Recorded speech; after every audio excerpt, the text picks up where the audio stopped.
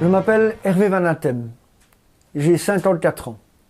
Je suis un militant de longue date de la cause identitaire et de la défense de la justice sociale. Mon engagement est de défendre ma terre et mon peuple. Mes adversaires disent de moi, très souvent, je suis un super média extrémiste. Mes amis diront plutôt de moi que je suis un patriote avec des convictions fortes, sans complexe et effectivement qui ne se laisse pas vite faire. Pourquoi êtes-vous candidat sur les listes de nations ? D'abord parce qu'à partir du moment où j'ai demandé à d'autres de rentrer dans cette aventure et de se présenter comme candidat sur des listes, c'est bien normal que j'en fasse de même. Ceci dit, quand on voit ma position, je suis troisième titulaire sur la liste de la Chambre pour le Hainaut, on ne peut pas dire que je me suis mis pour arriver, pour être élu à tout prix. Alors moi, je me suis avant tout demandé comment est-ce qu'on pouvait rendre cette candidature intéressante. Et je me suis souvenu toutes les fois où ces gens de la droite frileuse me disaient que le problème, c'était que j'avais une image trop dure, trop radicale.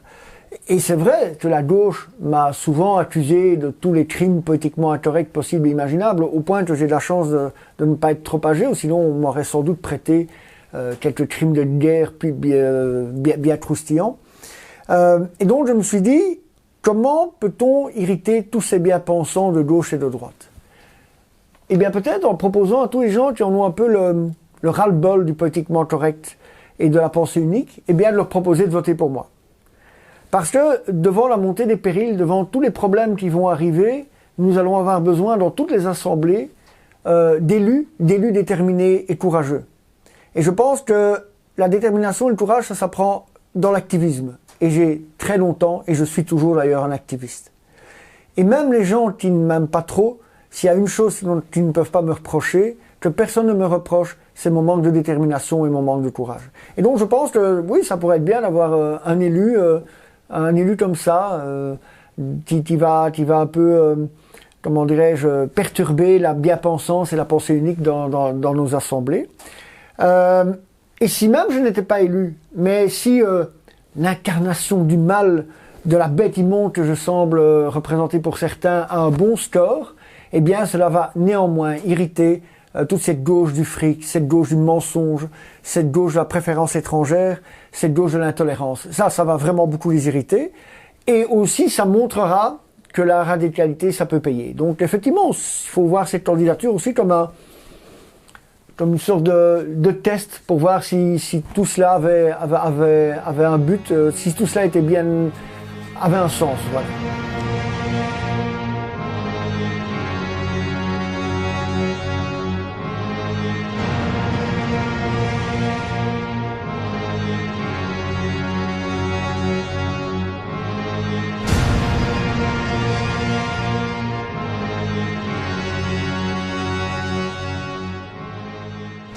Votre slogan préféré ?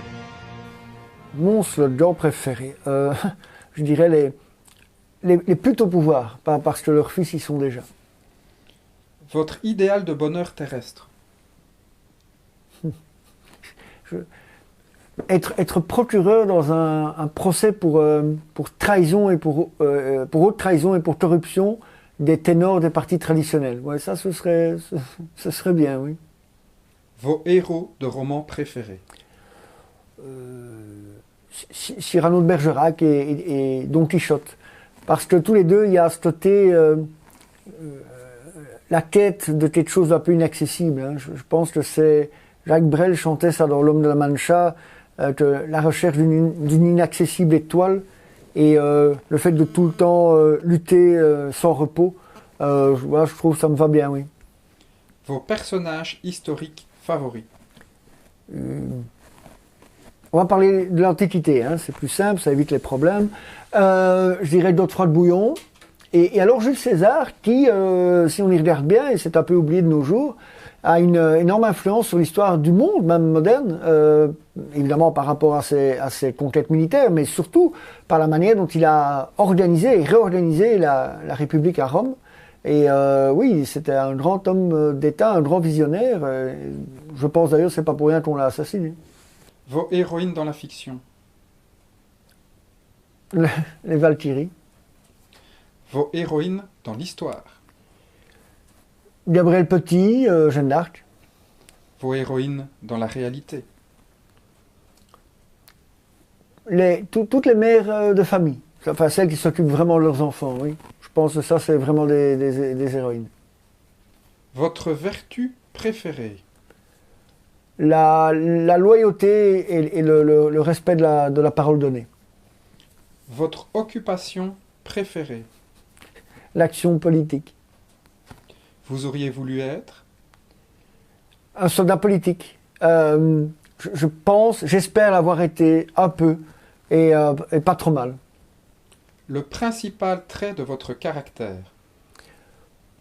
L'engagement total quand je crois à quelque chose. Ce que vous appréciez le plus chez vos amis. La loyauté, la fidélité. Votre principal défaut. Je dois? Allez. Rancunier. Je reconnais, je suis un peu rancunier. Vous voudriez être? La mauvaise conscience de certains, et même, quelque part, le bras armé d'une certaine justice, je pense d'ailleurs parfois l'avoir été un peu, voilà. Votre oiseau préféré? L'aigle, évidemment. Vos auteurs préférés? Tolkien, Jean Mabir, Michel Audiard. Vos héros dans la vie réelle? Les militants et les militantes de nation, parce que vraiment, de nos jours, il faut avoir du courage pour d'abord s'engager, mais aussi pour s'engager dans une formation comme Nation qui est régulièrement diffamée, attaquée, etc. Vraiment, de nos jours, il faut vraiment avoir du courage pour militer à Nation, et donc je pense que ces gens-là sont des gens dont il faut saluer le courage. Ce que vous détestez par-dessus tout? Les arrivistes et les branleurs intellectuels. Personnage historique que vous méprisez par-dessus tout? Il y en a tellement, la vidéo n'y suffirait pas. Le fait militaire que vous admirez le plus? À chaque défaite militaire d'une puissance impérialiste. Comment aimeriez-vous mourir? Dans l'action, mais en étant vengé par après. Une devise? La pensée sans action n'est qu'obscénité de l'âme. C'est Mishima qui disait ça.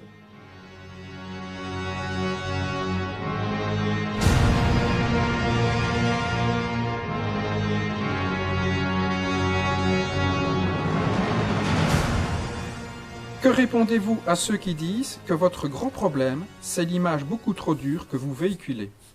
D'abord, c'est un énorme malentendu et que je gagne à être connu. Non, plus sérieusement.